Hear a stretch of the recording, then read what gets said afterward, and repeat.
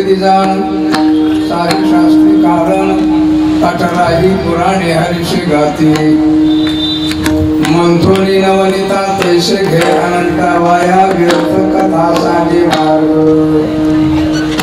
एक हरि आत्मा जीव शिव समा वाया तू दुर्गमान घाले मन ज्ञानदेवा पाठ हरि हा वैकुंठ ज्ञानदेवा पाठ हरि हा वैकुंठ भरला घनदाट हरि दिसे हरिमुखे म्हणा पुण्याची गणना कोण करे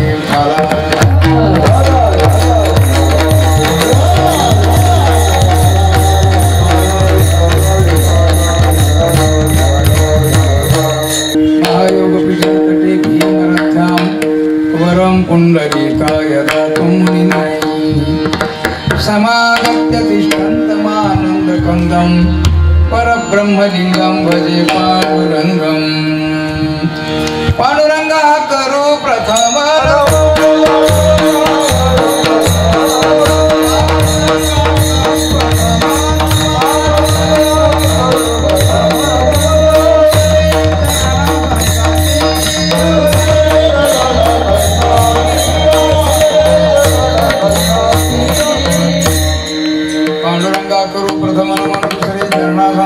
त्यांच्या कृपादाने कथेचा विस्तारू बाबाजी सद्गुरुदास तुका ओम नमो ज्ञानेश्वरा करुणा करा दयाळा तुमचा अनुग्रह लाभलो पावन झालो चराचरी काय माझी वाणी मानवी संतांची रंजवू चित्ताशी आपुलिया चहुवेदी जाण साही शास्त्री कारण अठराही पुराणे हरिची गाती हरिमुखे म्हणा पुण्याची गणना कोण करे प्रस्तुत प्रकरणी विचुंबी या क्षेत्रामध्ये सुरू असलेला अखंड हरिनाम सप्ताह श्री समर्थ सद्गुरू गोविंद बाबा या ठिकाणी बसलेले आहेत आणि आमचे गुरुवर्य गोविंद बाबा पलीकडे बसलेले आहेत दोघे गोविंद दोन गोविंद आहेत दोन्ही गोविंदामध्ये एकच गोविंद आहे ही सगळ्यात विशेषता आहे त्यांच्या आशीर्वादाने कृपा प्रसादाने साधक सेवा मंडळ चॅरिटेबल ट्रस्ट विचुंबे आणि बाबाजींचे सुपुत्र महामंडलेश्वर रामकृष्णदास महाराज आज नाही येत वाटतं इथं ना आहे उपस्थित नाहीये आमचे मित्र गायक खूप सुंदर त्यांनी खूप सुंदर गायलं ह्यांनी खूप सुंदर गायलं परिसरातली मंडळी गायक वादक आणि पेटी वादक ते विशारद आहेत ना मला माहिती आहे तुम्ही विशारद आहेत छान गाता आणि पकवाज महर्षी मृदंग महर्षी प्रताप पाटील गुरुजी यांचं शिष्यमंडळ म्हणजे मुंबईतला पकवाज मिस्त्री बंधूंच्या नंतर जो टिकवला आणि वाढवला आणि वैभव दिलं ते केवळ प्रताप पाटील यांनीच विठाला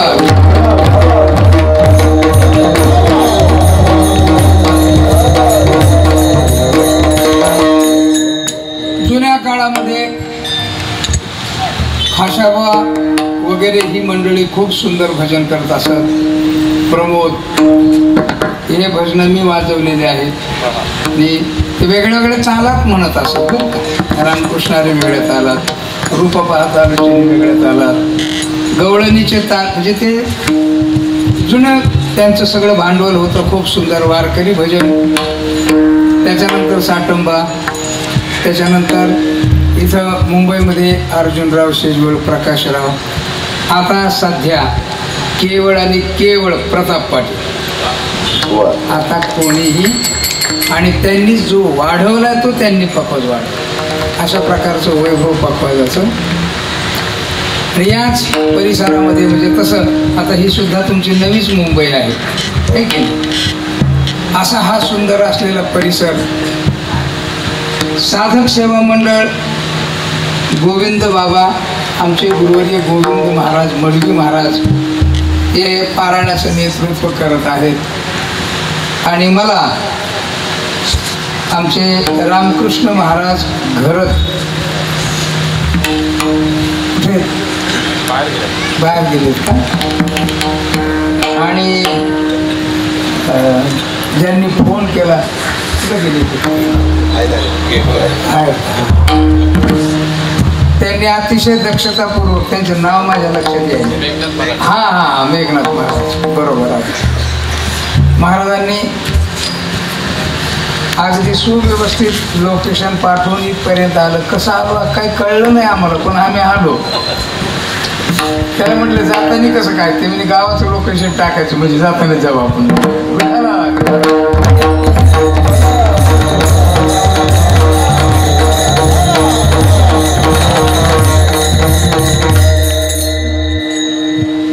साधक सेवा मंडळ चॅरिटेबल ट्रस्टच्या द्वारा सुरू असलेला अखंड हरिनाम सप्ताह यामध्ये तिसऱ्या 4थ्या दिवसाची कीर्तन सेवा माझ्याकडे दिली. सेवेकरता जो घेतलेला अभंग आहे तो श्री संत ज्ञानोबारांचा सर्व प्रसिद्ध असलेला ग्रंथ हरिपाठ, आणि या हरिपाठातला 2ऱ्या क्रमांकाचा अभंग आहे हा. विठ्ठल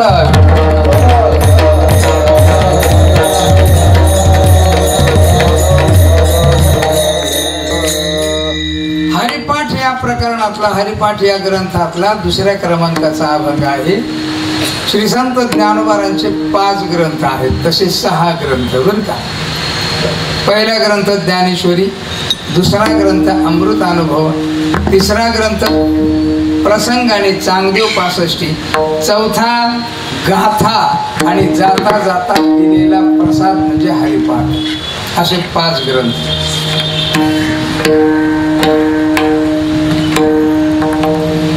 या 5ही ग्रंथाचं जे या महाराष्ट्रामध्ये जे मराठीत जे अभिव्यक्ती झाली ती पहिली ग्रंथरचना आहे महाराष्ट्रातली बरं का. कशी पहिली ग्रंथरचना. ज्ञानेश्वरी नावाचं काव्य पहिल्यांदा अभिव्यक्त झालं मराठीत. त्या अगोदर विवेक सिंधू होता, पण तो एक व्यक्तिगत वेगळ्या प्रकाराकरता निर्माण झालेला होता. विदर्भामध्ये तयार झाला विवेक सिंधू.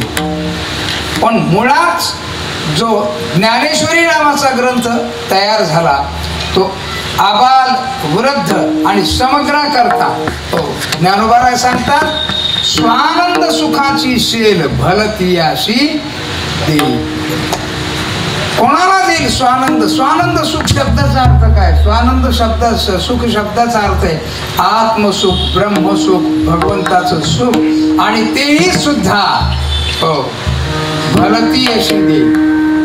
ज्ञानोबांचा अधिकारच होता तो म्हणेल तेथ राहे महाबोधू, ही ज्ञानोबांची शक्ती होती.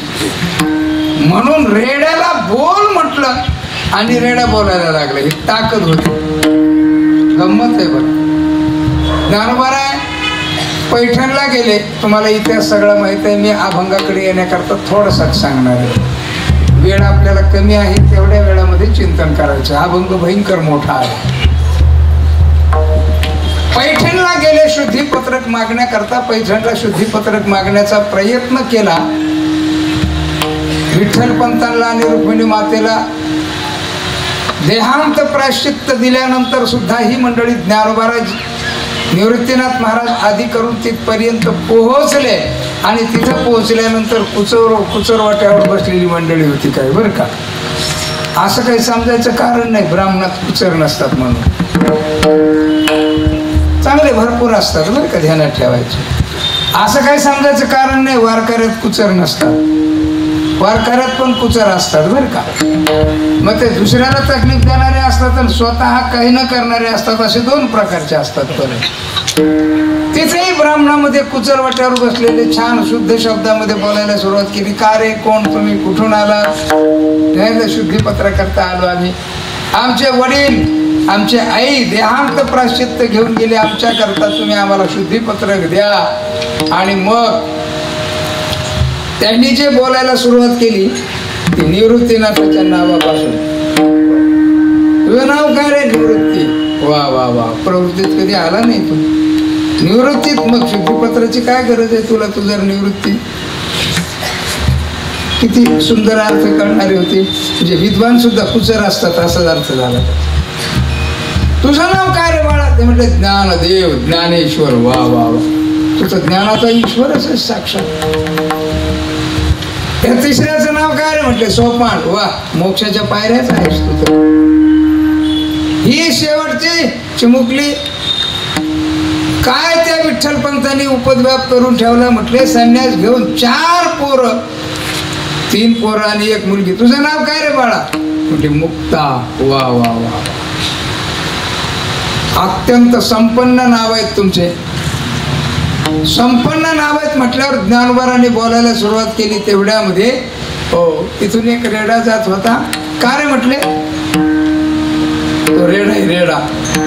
त्या रेड्यावर मारलं तर म्हटले माझ्या अंगावर उठेल ना. तोच ओळ उठी ज्ञानदेवा. ज्ञानोबारांच्या अंगावर ओळ उठला. तिसरा एक ब्राह्मण होता, तो म्हटला यांचे वडील बंगालमध्ये जाऊन आलेले, विद्या शिकून आले असतील, बंगाली विद्या. मग हे काय खरं नाही. अरे ना, बोलू शकतो का? ज्ञानोबा म्हटले काय बोलवायचं? काय तुला जे वाटेल ते बोलू म्हटले. आणि ज्ञानोबारांनी त्याच्या आज्ञाचक्राला स्पर्श केला आणि सांगितलं, ज्ञानदेव म्हणे बोले रे ऋग्वेद. सगळ्यात अवघड असलेला वेद म्हणजे ऋग्वेद तो बोलायला लावला. आणि ज्या वेळेला तो वेद बोलला त्यावेळेला मात्र यांचा गर्भहरण झाला. गर्भद्विजांचा हरवला, शांती रूपे प्रगटला ज्ञानोबा माझा. पुत्र मुखे बोलवले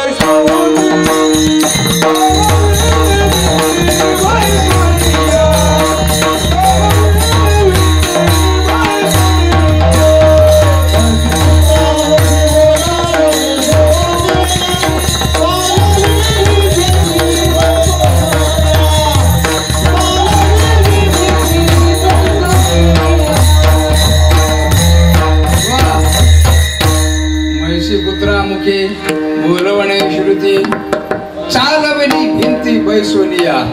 ज्ञानोबारांचं सामर्थ्य रेणा वेद बोलला. आणि मग मात्र या द्विजांचा, द्विज शब्दाचा अर्थ आहे जन्मात ज्या येते आणि संस्कारात द्विज उच्चते. बरं का, संस्कारापासून द्विज. हे द्विज कोण कोण आहेत? ब्राह्मण, क्षत्रिय आणि वैश्य.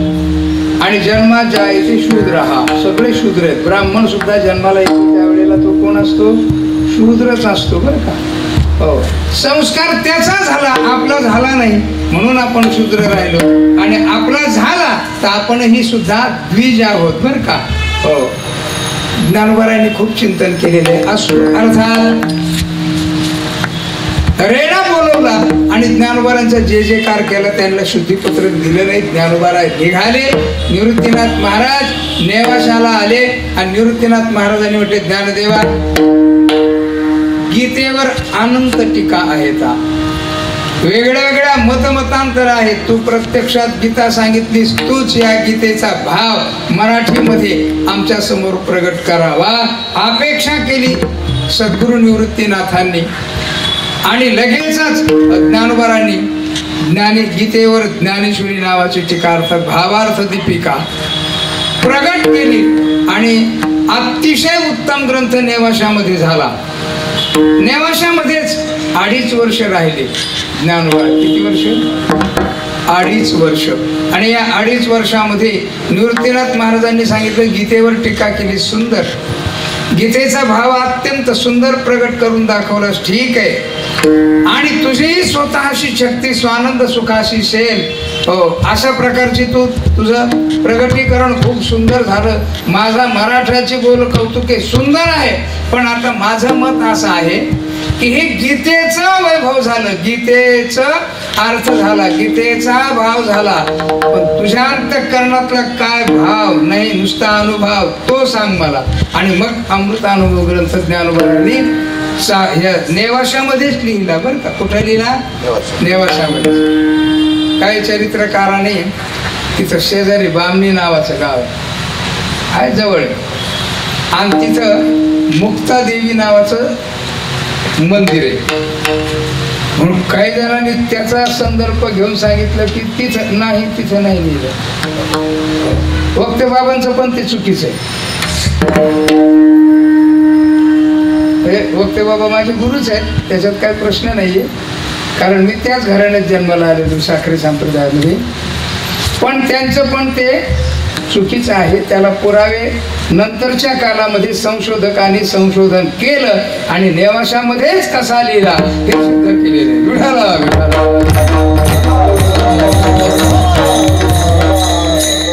वक्ते बाबांनी जे चरित्र लिहिले ना, चित्काला मुक्ताई, कोणालाही ज्ञानोबाने सांगायचे झाले तर ते वाचूनच सांगावेत, एवढं मजबूत लिहिलेलं आहे ते.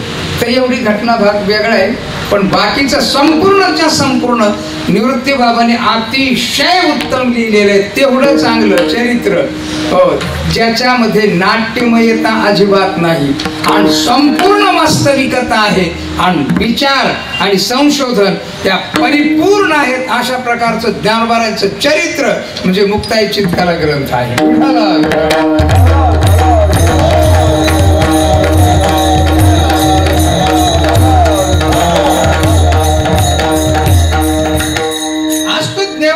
अमृतानुभव आणि ज्ञानेश्वरी दोन ग्रंथ झाल्यानंतर पुढे आले पुणतांब्याला, आणि पुणतांब्यामध्ये समाधी लावून बसलेला पुढे प्रेत पडलेले मुक्ताईने विचारलं, काय दादा हे काय रे, काय धोरण आहे, काय नाटक चाललंय? काय म्हटली मुक्ताई, काय नाटक आहे? ज्ञानोबाला म्हटले, अगं मुक्ता हे नाटकच आहे. 6 महिने बसतो म्हणे हा, 6 महिन्यांनी उठतो आणि 6 महिन्यानंतर त्यांनी दृष्टिक्षेप केला की मेलेले जे लोक आहेत ते जिवंत होऊन जातात. मुक्ताई म्हणली, काय माणूस आहे, देवाची चूक दुरुस्त करतोय हा. कोणाची?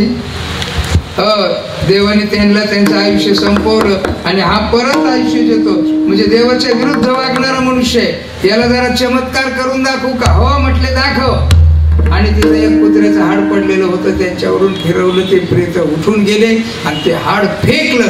त्याला हाड म्हटल्याबरोबर ते सुद्धा कुत्र होऊन निघून गेलं. आता हे ज्ञानोबाराचे भावंड निघून आले. 6 महिन्यांनी चांगदेव महाराज उत्थान झाले. बघितलं, कोणी मेलं नाही यावेळेला. म्हटलं खूप मेले होते. मग 4 पोरं आली होती, एक रेडा होता, त्या रेड्याचा एक मालक होता, आणि ती लहान चिमुकली मुक्ताई काहीतरी बोलली आणि मग तिना ते सगळे प्रेत म्हटले असंच हाडूक फिरवलं आणि ते सगळेच्या सगळे प्रेत उठून गेले. कोण असतील विचार. योग सामर्थ्याने बघितलं, लक्षात आलं हे देवच अभिव्यक्त झालेले. तर आपल्याला एक सुंदर संधी आहे, आपण पत्र पाठवू.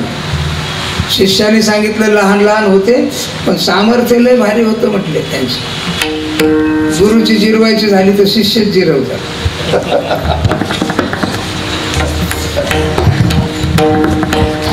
शिष्यालाच माहिती असते काय काय ते, म्हणून शिष्याच्या नादी लागत जाऊ नये. त्याला 1400 शिष्य होते बरं. किती होते? 1400. कृष्णाला 2च शिष्य, पण याला 1400. गंमत आहे की नाही? हल्ली आता हे जे इकडं पंथ वगैरे आलेत की नाही, काय मुंबईत इकडून तिकडून बाहेरून, त्यांची तर शिष्याची गणना कोण, खूप शिष्य आहेत. इतके शिष्य अगदी 1 कोटी, कोणाचे 2 कोटी, कोणाचे 1.5 कोटी, अशा प्रकारचं आहे. पत्र पाठवलं, आशीर्वाद लिहावा, दंडवत लिहावा, पंचायत पडली. काय करावं? पोरं दिलं पाठवून.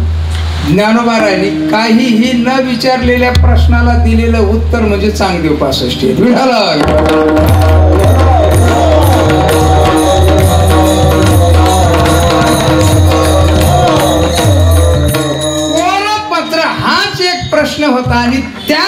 प्रश्नाला म्हणजे काहीही न लिहिता, प्रश्न न विचारता दिलेलं उत्तर, असं उत्तर जगातल्या कोणालाही करता येत, देता येत. मग कोण करू शकतो? फक्त सर्वज्ञ असलेला जो व्यक्ती आहे ना. म्हणून ज्ञानोबा सर्वज्ञ आहे. काय? ज्ञानोबा सर्वज्ञ आहे.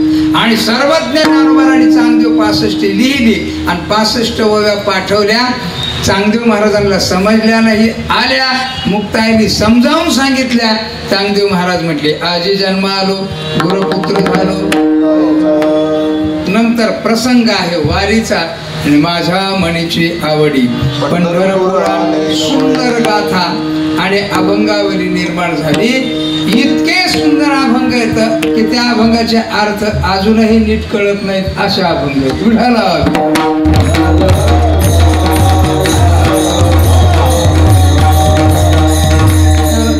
ज्ञानोबारांचा जो गाथा आहे ना, तो विनायक नारायण जोशी दादा महाराज साखरे, म्हणजे साखरे महाराज यांनी तो अर्थ केलेला आहे. पहिला अर्थ, ज्ञानेश्वरीचा अर्थ सुद्धा पहिला त्यांनीच केला आणि त्याच्यानंतर सगळ्यांनी केला.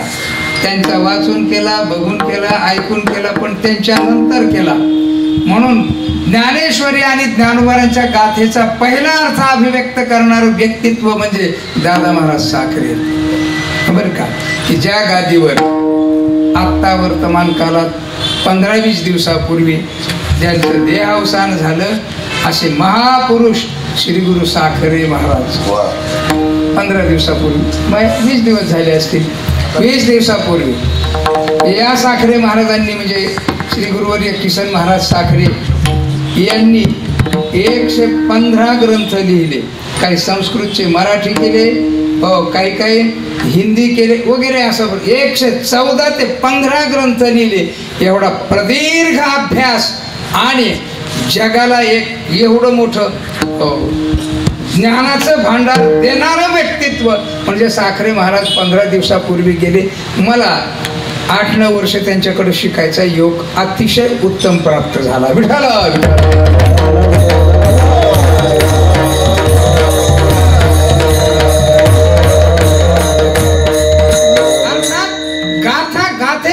रूप पाहता लोचनी सुख झाले हो साजणी.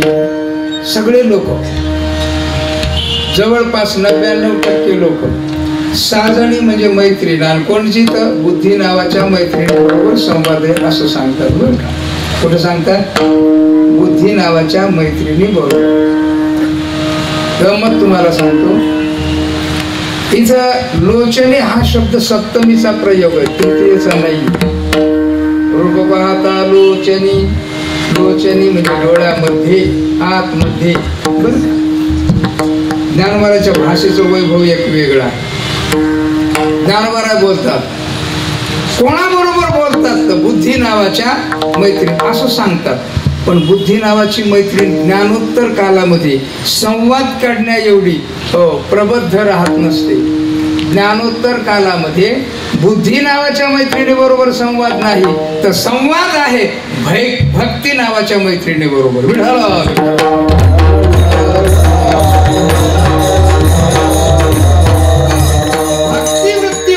भक्तिवृत्ती बरोबर श्री संत ज्ञानोबा संवाद करतात आणि ती भक्तिवृत्ती ज्ञानोबारांना फार सुंदर बोलते. मी याच्याकरता कितीतरी, पण हा विषय नाही आपला. आता आपल्याला हरिपाठाचा अभंग थोडासा बघायचा. याकरता ज्ञानोबारांनी केलेला अभंग संहिता अत्यंत वेगळ्या दर्जाची आहे.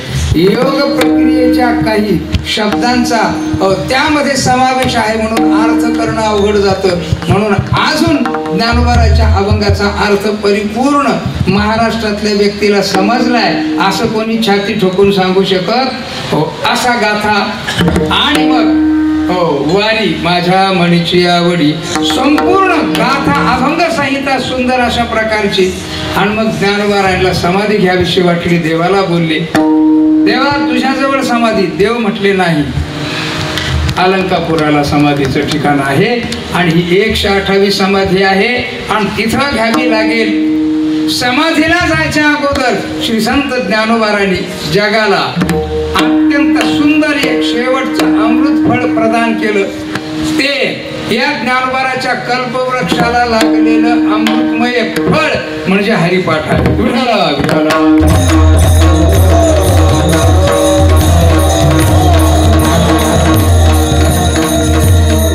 हरिपाठ 27 अभंग. किती अभंग? 28 असते तो अभंग क्षेपक आहे बरं का, त्याचा काही संबंध नाही. 27 अभंगाचा अतिशय गोड सुंदर, किंबहुना पामरापासून ते मुक्तापर्यंत प्रबोध करणारा, आनंद देणारा. हो, पामराला मुक्ती देतो, विषयाला जिज्ञासूपणा देतो, आणि जिज्ञासूला मुक्तपणा देतो, आणि मुक्ताला आनंद देतो. अशा प्रकारचा उत्कृष्ट दर्जाचा हरिपाठ.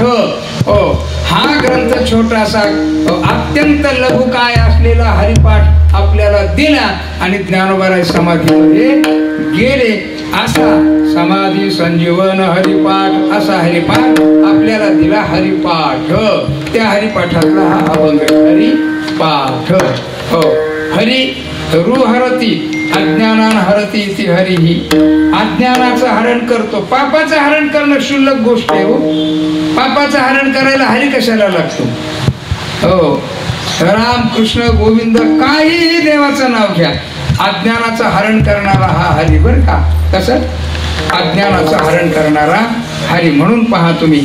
हो, महाराज सांगतात गीता सांगे हरी कुरुक्षेत्र. कुरुक्षेत्रावर गीता सांगून काय केलं हरीने? अर्जुनाच्या अज्ञानाचं हरण केलं.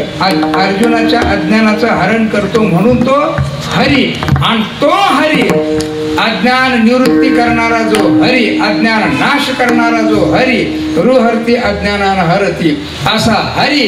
आणि पुढे पाठ शब्द आहे. पाठ, पठ्यति इति पाठ.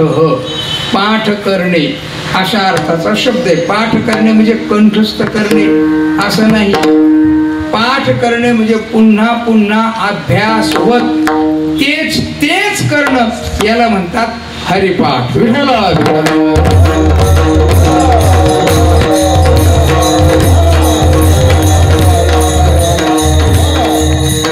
अर्थात त्याचा पहिला अभंग श्री संत ज्ञानोबारांनी दिला. देवाचे द्वारी क्षण हरी मुक्तीचारी साधिल्या. हरिमुखी म्हणा, हरिमुखी म्हणा, पुण्याची गणना कोण करी. तिसरं चरण लिहिलं. मला पटकीन अभंगात घ्यायचं याकरता. तिसरं चरण लिहिलं. पहिल्या अभंगाचं तिसरं चरण काय लिहिलं? पासोनी संसार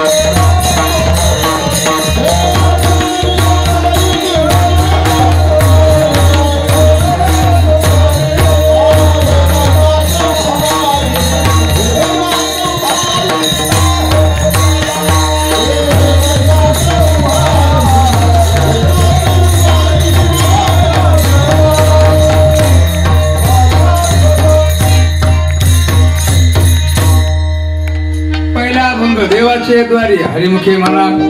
ज्ञानोबारांनी खूप सुंदर आसोनी संसारी तिसरं चरण लिहिलं. आणि तिसरं चरण लिहिल्यानंतर चौथं चरण ज्ञानदेव म्हणे व्यासाची उदाहरणही दिलं, प्रतिपादन केलं. पण ज्ञानोबाराच्या मनात शंका निर्माण झाली. आसोनी संसारी जे विवेक करी. पुढे काय म्हटलंय? वेद शास्त्र उभारी पाया सदा. म्हटले वेदानी शास्त्राने तुम्हाला पाठिंबा दिला. काय केला? वेद शास्त्र उभारी पाठिंबा दिला. ज्ञानोबाच्या मनामध्ये शंका निर्माण झाली. याला प्रमाणगत संशय म्हणतात. प्रमाण संशयाच्या निवृत्ती करता ज्ञानोबांनी दुसरा अभंग लिहिला. हा प्रमाण संशय काय, वेदशास्त्राच्या संबंधामध्ये निर्माण झालेला जो संशय त्याला प्रमाण संशय म्हणावा. आणि हा जो प्रमाण संशय तो निवृत्त होईल कसा, ज्ञानोबाच्या मनात विचार आला. काय, वेदशास्त्र उभारी बाह्य सदा आपण सांगितलं की तुम्ही हरिमुखे म्हणा, वेदशास्त्र तुम्हाला काय करतंय, पाठिंबा देत आहे.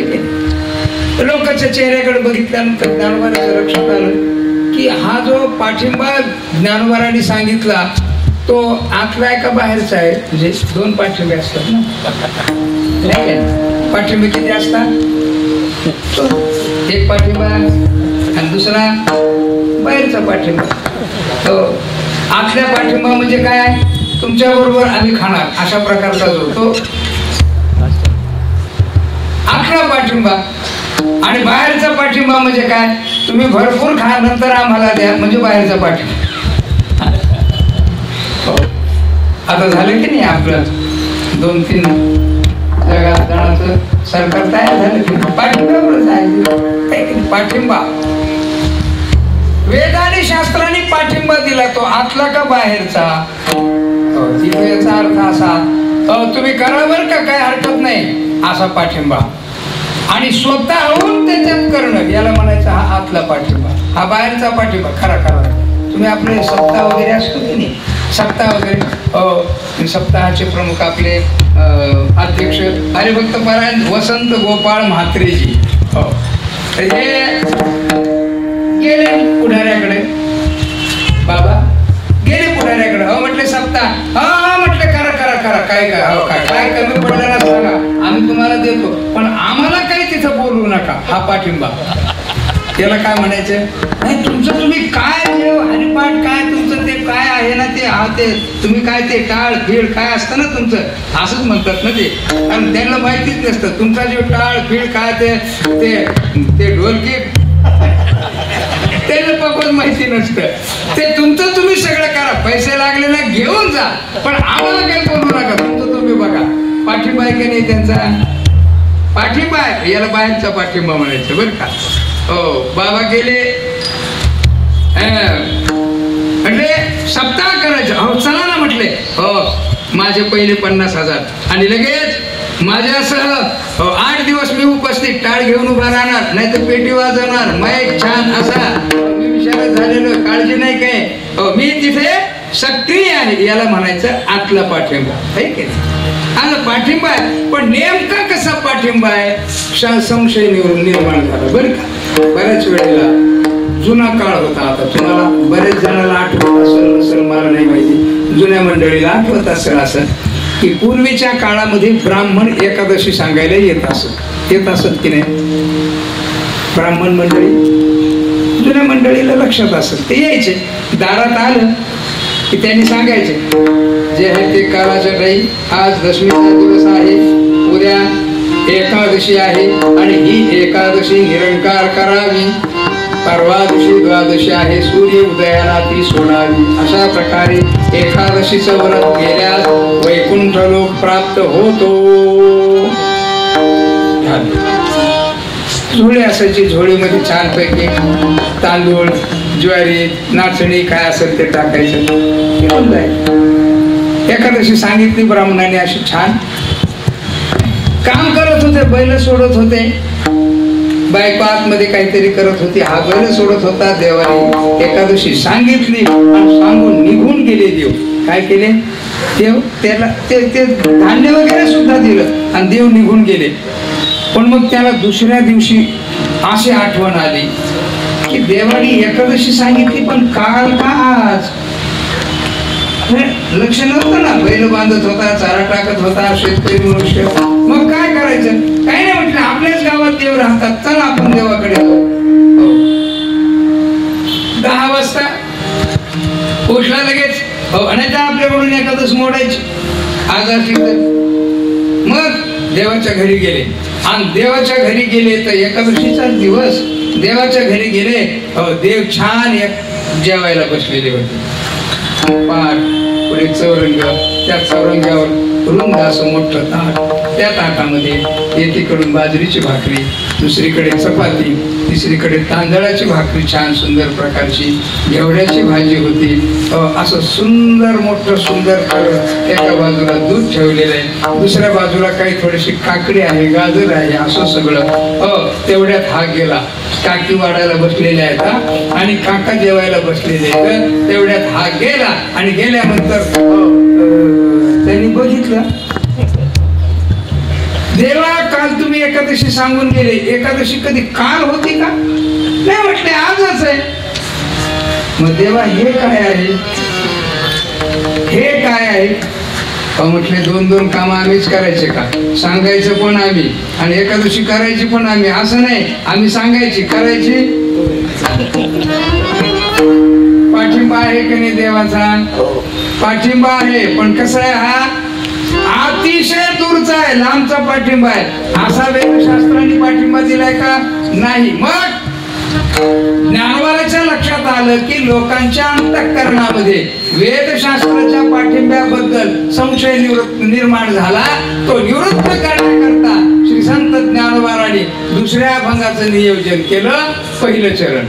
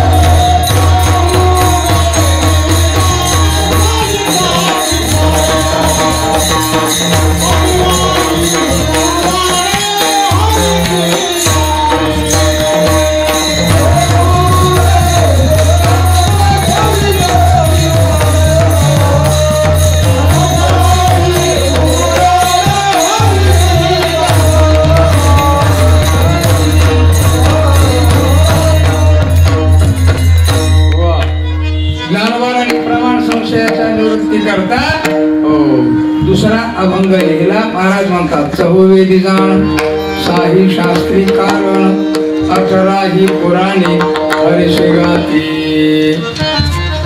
अभंगाच्या तिसऱ्या चरणामध्ये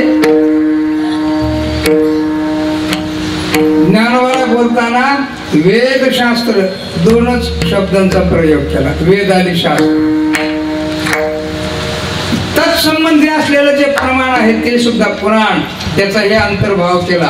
आणि त्याचा अंतर्भाव करून श्री संत ज्ञानोबारायांनी प्रमाण संशय निवृत्त करण्याकरता म्हणतात ज्ञानोबाराय चहुवेदी जाण काही शास्त्री कारण 18 ही पुराणे. आता पुढचं ऐका. हरिशी गाती. पाठिंबा आहे पण तुम्ही करा आम्ही लांब असं नाही. आम्ही सक्रिय आहोत. सप्ताह करा, आम्ही सक्रिय आहोत. वेद, शास्त्र आणि पुराण हरीशी गाती, हे जे पानुपद आहे ना, हे सगळीकडे लावायचं. चहुवेदी, हरीशी गाती, शास्त्री, हरीशी गाती आणि 18 ही पुराणे हरीशी गाती.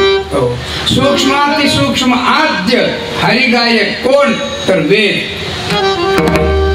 तदनुसारी कोण तर शास्त्र आणि तदनुसंगाने पुराण यांनी हरिला गायलेले. हरीशी गाती, हरीला गातात.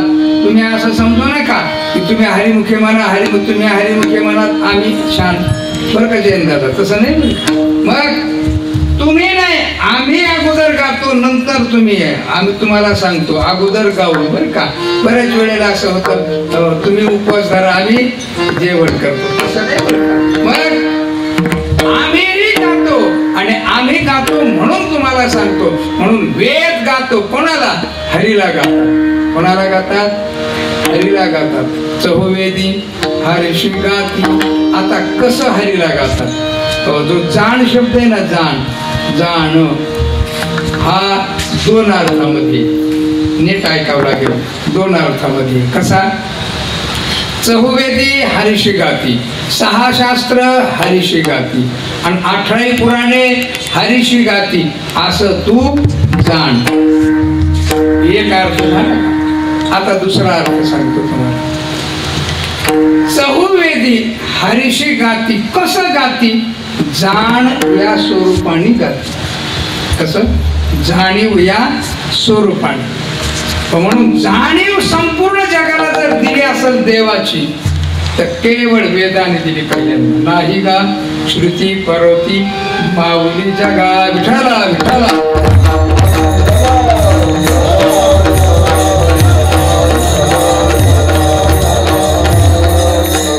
त्याचं कारण आहे, ज्ञानवारा सांगतात अहितापासून काढीती हित देवोनी वाढविती. नाही का श्रुती परवती माऊली जगा.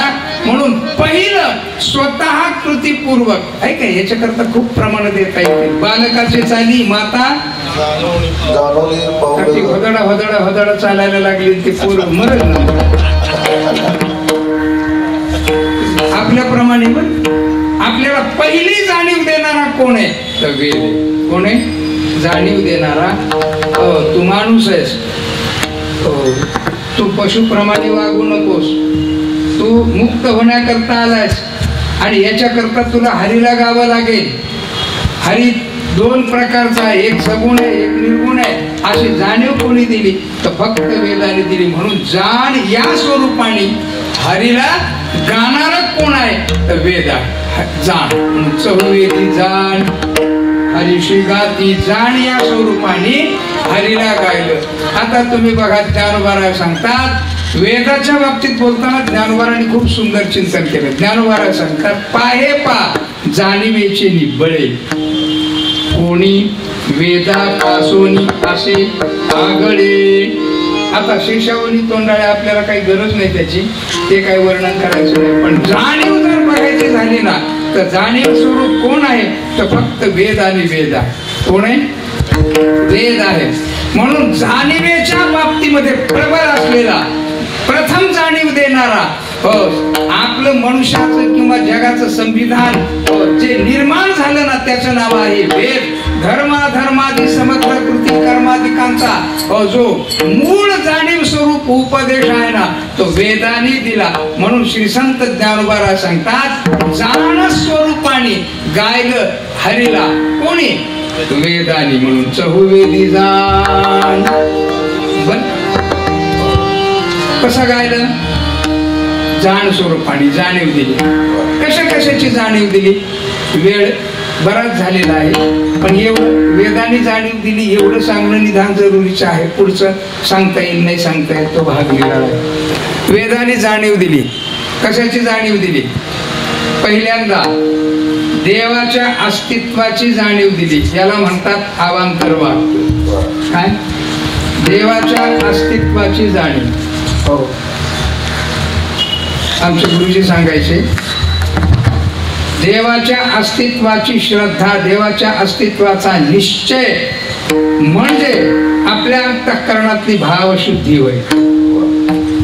भावशुद्धी. आता रोज म्हटलं जातं भाव बळे, भाव बळे, भाव पाहिजे, भावाने देव आकळतो, भावाने देव कळतो. भावाने भाव काय नेमकं? कांद्याचा भाव, टमाट्याचा भाव, कशाचा भाव कोणता? कीर्तनकार कशाचा भाव कोणता? भाव, भाव शब्दाचा अर्थ काय करायचा? भाव शब्दाचा अर्थ आहे भावशुद्धी. एक प्रमाण असं आहे, भावशुद्धी जाणवणे असं एक प्रमाण आहे. बरं, विठाला विठाला.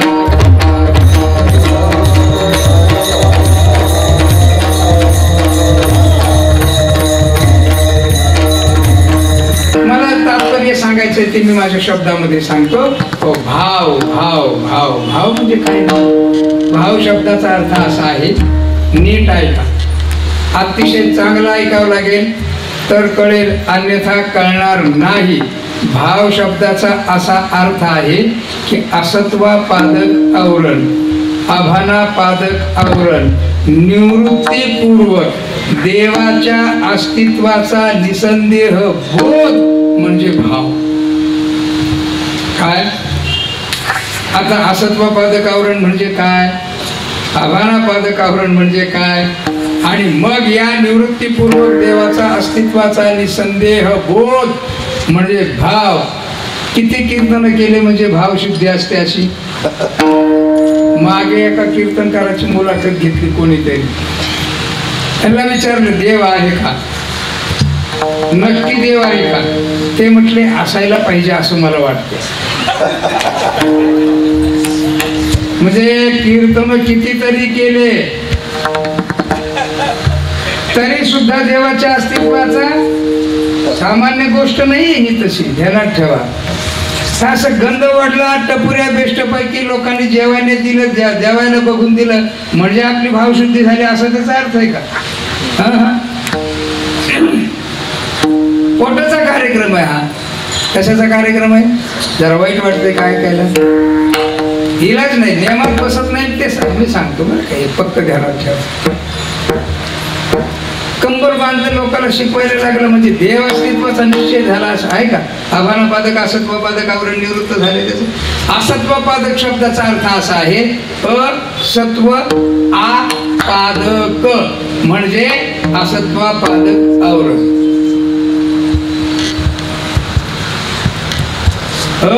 भान आपादक, भान न होणे अशा प्रकारची संपादना जे करत त्याला म्हणायचं अभानापादक आवरण. देव असत्वापादक आवरण, अस धातू आहे ना त्याचं असणे, अशा अर्थामध्ये येणारा शब्द आहे तो. म्हणजे देव आहे, देव आहे असा विरुद्ध, याच्या विरुद्ध देव आहे का नाही, नाही अशा प्रकारची संपादना करणारं जे आवरण आहे ना त्याला म्हणतात असत्वापादक आवरण. अर्थात याच्या निवृत्तीपूर्वक आपलं वय झालं, माळ घातल्या, काय काय जणांना माळीचाच अहंकार असतो. माळ एक जणांनी तुम्हाला बोलता बोलता अहंकार अहंकार सांगितलं, 300 वर्ष झाली माळ आहे माझ्याकडे. मला थोडा वेळ विचार केला, मी 300 वर्ष म्हणजे हा 700 वर्षाचा आहे का? अहंकार काय बोलायला सांगता येत नाही ना, हे चुकीचं आहे की नाही? 300 वर्ष असू शकतो का? याचा बाप, त्याचा बाप, त्याच्या बापाचा बाप आणि त्याच्या बापाचा बाप त्या काळात हा आहे का? 300 वर्ष झाले. अरे अहंकार आहे, आणि हा अहंकार म्हणजे देवाच्या अस्तित्वाचा बोध न झालेल्याचं लक्षण. देव मी आहे हा बोध पुढे आहे, अजून फार पुढे आहे, तो तिथपर्यंत पोहोचलोच नाही. पहिल्यांदा आपल्याला उपदेश काय करतो, जाणीव काय देतो वेद, तो देव आहे. आणि भले भले या गोष्टीमध्ये नापास होणार ध्यानात ठेवा. भले भले भले भले मी कीर्तनकाराची गोष्ट सांगितली, अगदी जर घासून पुसून विचार केला ना, वारकरी संप्रदाय 4-2 माणसं निघतील. देव अस्तित्वाचा पक्का निश्चय असणार, बाकी 99% छान सुंदर धंदा. विठाला विठाला.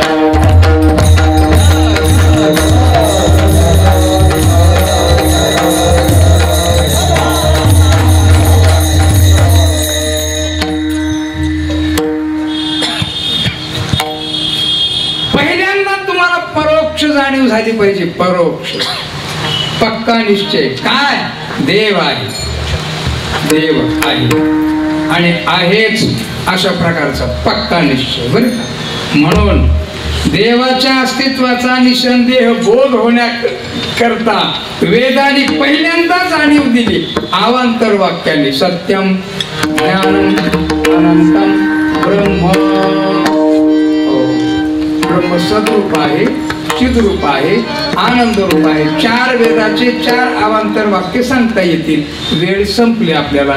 एक अवांतर वाक्याने बाकीच्या अवांतर वाक्याचा अर्थ घोष आपण ध्यानात घ्यावा.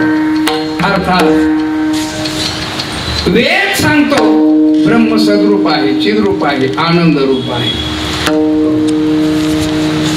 म्हणून अवांतर वाक्याच्या द्वारा देवाच्या अस्तित्वाचा निसंदेह बोध व्हावा यालाच म्हणतात भावशुद्धी. आणि त्या भावशुद्धी करता वेदांनी पहिली जाण दिली. याला जाण दिली. यालाच म्हणायचं हरीशी गाती चौवेदी जाण. याच्या पुढे वेदांनी जाण दिली. जाण काय? महावाक्याने जाण दिली. महावाक्य अवांतर वाक्याने देवाबद्दल किंवा जीवाबद्दल बोललं जातं आणि देव जीवाबद्दल एक बोलून त्याला त्याच्या अस्तित्वाचा निसंदेह बोध व्हावा हा हेतू वेदाचा असतो. म्हणून अवांतर वाक्य अनंत उत्पन्न झाली. बर का? पण ज्या वेळेला तुला देवाचा अस्तित्व बोध झाला, पक्का निश्चय झाला, तो देव कुठे आहे आणि कोण आहे हे सांगण्याकरता महावाक्य निर्माण होतो. महावाक्य. आणि मग त्या महावाक्याच्या द्वारा उपदेश केला जातो. देव आहे ना, जो देव आहे तोच देव तूच आहे, दुसरं कोणी नाही. तत्त्वम असी अयम आत्मा ब्रह्म प्रज्ञानाम ब्रह्म. आणि मग हा उपदेश केल्यानंतर पहिलं उपदेश वाक्य हे 3 वाक्य, मग त्याचं अनुकरण वाक्य 4थं वाक्य अहम ब्रह्मास्मी. पहिल्यांदा देव अस्तित्वाचा बोध होतो आणि त्याच्यानंतर त्वमेव साक्षात ब्रह्मासी असा उपदेश केला की तो देव तूच आहेस. म्हणजे मग त्याला बोध होतो की मीच देव आहे. काय? मीच देव आहे, माझ्यापासून भिन्न कुठेही देव नाही. ज्ञानोबाराने सांगितलं. पहा, पहिल्यांदा देव सांगितलं. पहिली उभी ना ज्ञानोबारांची. ओम नमोची आद्या भेद प्रदीपाद्या जय जय संवेद्या आत्मरूपा. ही उभी एक तरी उभी अनुभवावी आहे ना. ही पहिली उभी. पहा, पहिल्या उभीचं चिंतन 1 मिनिटात सांगतो तुम्हाला आणि बरोबर 5 मिनिटात सेवेला विराम देतो.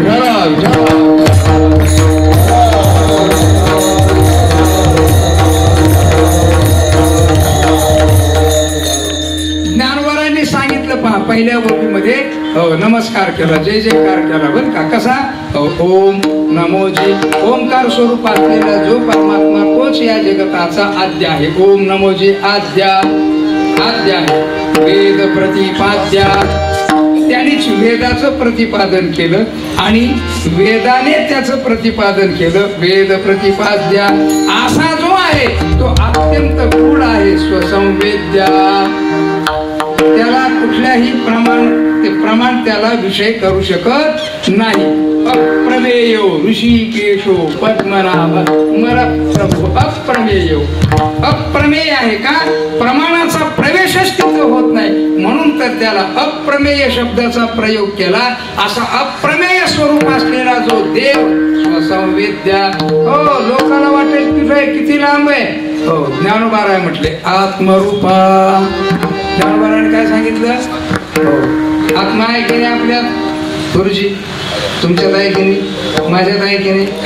जयंत महाराज आपल्यात आहे की नाही?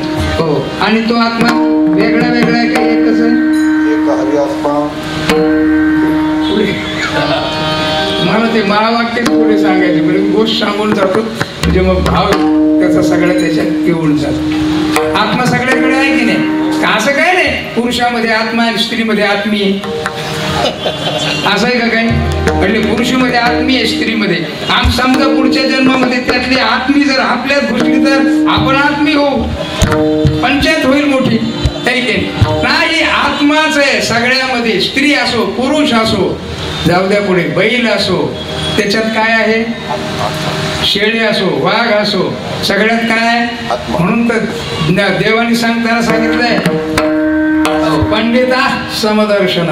हे की नाही? सुनीचैव सोपाकेच पंडिता समदर्शन. पण इथं सुद्धा देवाच्या शब्दाकडे लक्ष द्या बरं का. समदर्शन न तू समवर्तन. म्हटले वाघातही आत्मा आहे आणि माझ्यातही आत्मा आहे, चला प्रेमाने भेटायला जाऊ जंगलातल्या वाघाला. असं नाही जमणार बरं का. समदर्शना, त्याच्यात आत्मा हे बघ, पण त्याला भेटायला जाऊन तो आत्मा असं नको करू. ते ज्ञानोबाराय करू शकतात, चांगदेव करू शकतो, हो तो देव ते आपल्यामध्ये. मग आपण समदर्शन आहात. चांडाळामध्ये आत्मा आहे, मूर्खामध्ये आत्मा आहे, शहाण्यामध्ये, चोरामध्ये आत्मा आहे, चोरामध्ये. खूप ज्ञान वाचायचं. तुम्ही ज्ञानेश्वरी गीता जर वाचली ना तर जगातलं काहीच वाचायची गरज नाही.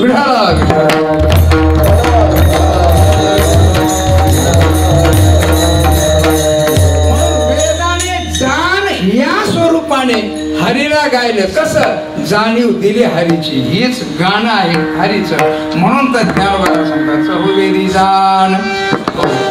अजून काय काय जाणीव दिली याचं जर चिंतन केलं ना, हो, तर 4-2 कीर्तन तरी निधान करावी लागतील. वेदाने काय काय जाणीव दिली? अनंत जाणीवा दिल्या, अनंत जाणीवा दिल्या बरं का. वेदाने गाण्याची जाणीव दिली, म्हणजे सुनसाबासूनची नाही बरं का. नाही तर मग ते गाणं म्हटलं की सुनसाबासून प्यार घेऊन म्हणजे अशी नाही जाणीव. गाणं शब्दाचा अर्थ ओंकार स्वरूप असलेलं गाणं. सर, ओंकार स्वरूप असलेलं गाणं जे आपल्याला आत्मजागृती निर्माण, म्हणून सामवेद स्वतंत्र निर्माण झालं त्याच्याकरता. अजून जाणीव किती वस्तूची. वादनाची जाणीव वेदातून आहे, गायनाची जाणीव वेदातून आहे, कर्माची जाणीव वेदातून आहे. कृती कर्म नेत्रादी काय बारीक बारीक गोष्टी येतात इतक्या. त्या ईशावास्य उपनिषदामध्ये पहिला श्लोक, मला वाटतं दुसरा का पहिला दुसरा श्लोक असेल. कुर्वन् एवेह कर्माणि जिची विषय छतगुण सम. जग कसं जगायचंय तुला हे ध्यानात घे. जाणीव सांगतो बरं तुम्ही, जाणीव कसं जगायचं. वेदाने जाणीव दिली. काय जाणीव दिली? ओम ईशावास्य इदं सर्वं. ही जाणीव दिली, अस्तित्वाची जाणीव. नंतर यत्किंचित जगतां जगत् तेन त्यक्तेन भुंजित मा गृध कस्य धनम. वेदाने काय जाणीव दिली? दुसऱ्याच्या धनावर विधान वृत्ती ठेवू. जाणीव आहे की नाही? बारीक बारीक हजार जाणीवा देवा वेदाने दिलेल्या. म्हणून जाण स्वरूपाने, आणि जेवढी जेवढी म्हणून जाण आहे ना, जाणीव फक्त आणि फक्त देव हाच जाणीव स्वरूप आहे. आणि त्याला ज्याने गायलं त्याला म्हणतात वेद. म्हणून तर श्री संत ज्ञानोबा प्रमाण संशयाच्या निवृत्ती करता बोलताना बोलतात चहुवेदी जाण हरिषी गाती. जाण स्वरूपाने हरिषी चहुवेद गाती. पुढे शास्त्रे साही शास्त्री कारण 6 शास्त्र गातात. कसं गातात? तर या संपूर्ण जगताचा कारण असलेला परमात्माच आहे अशा स्वरूपाने 6ही शास्त्रांनी गायला. आता ते 6 शास्त्र म्हणजे आस्तिक बरं का.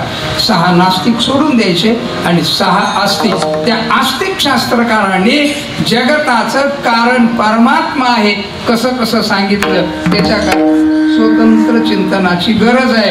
आणि हो, न कंटाळणारे श्रोते असावे लागतात तर त्यांच्या पुढे ते सांगतात येत असतं. म्हणून कारण स्वरूपाने शास्त्राने ज्याला गायलं त्याचं नाव आहे परमात्मा. हरिषी गाती.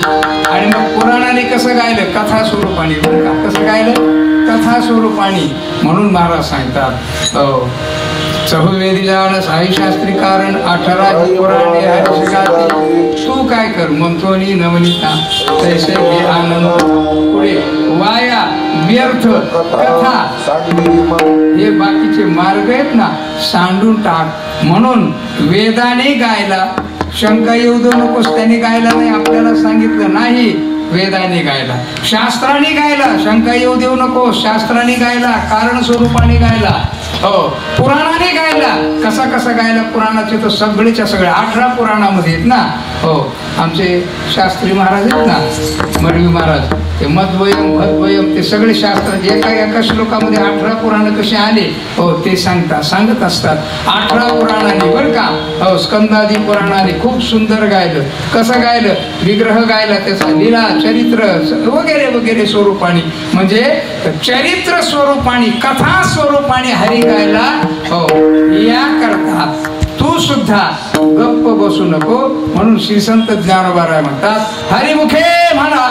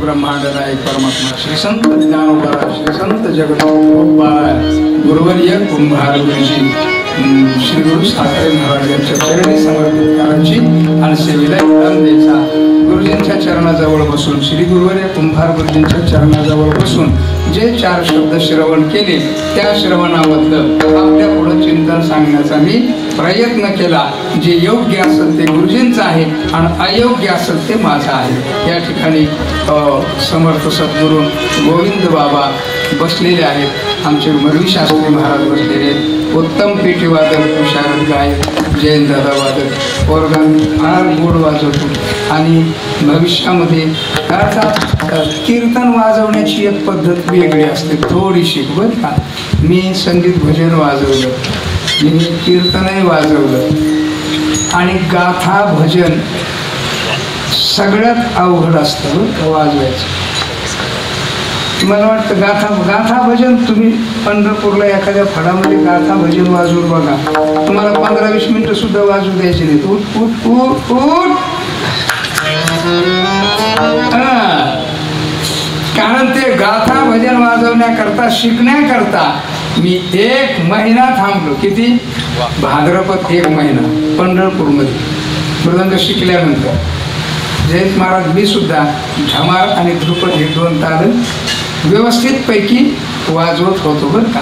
तेवढा वगैरे थोडं थोडं. पण ह्या अभंगाच्या नादाला लागल्यापासून आवाजाचं थोडंसं कीर्तनाच्या नादाला लागल्यापासून हे माझं बंद झालं. नाही तर मग बाबुराव धामणीकर, बाबुराव बोरगावकर, दुधाळी साहेब त्यांचे भजनं वाजवायचे. खंडाळकर बोलतो माझे मित्रच होते, बरोबरच होतो आम्ही असं.